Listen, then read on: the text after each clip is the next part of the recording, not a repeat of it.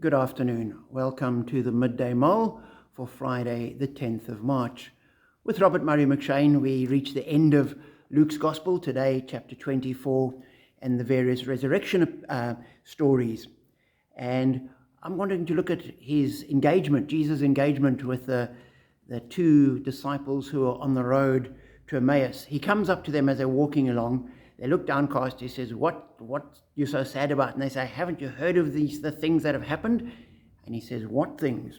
And their response is, about Jesus of Nazareth. They replied, he was a prophet, powerful in word and deed before God and all the people.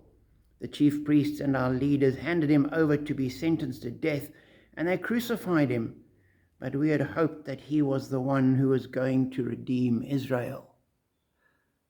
And as I read that, I thought, here they were.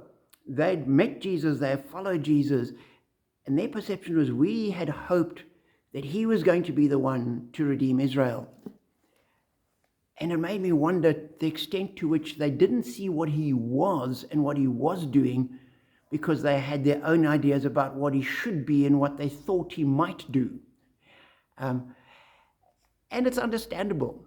And it makes me wonder how often we're the same, that we have an idea of what God should be doing and how Jesus should behave and what Jesus should do for me. And when he doesn't do it, we can't see what he is doing. We're so focused on what he isn't doing, which is meeting our expectations, that we're blinded to what he is doing. And it really got me to think we sometimes need to just step back and say, God, be God. Jesus, do what you are going to do. Work in your way, in my life, in our world, and help my preconceived ideas, my opinions, my understanding, my expectations, limit them. Lord, so that my eyes can be open to actually see who you are. And as Jesus walked with them, he opened the scriptures to them and explained to them from the scriptures what should have happened.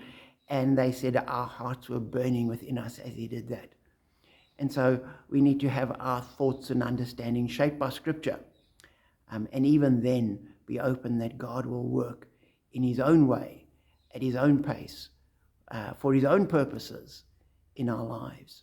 So be challenged, be encouraged that we have a God who is working.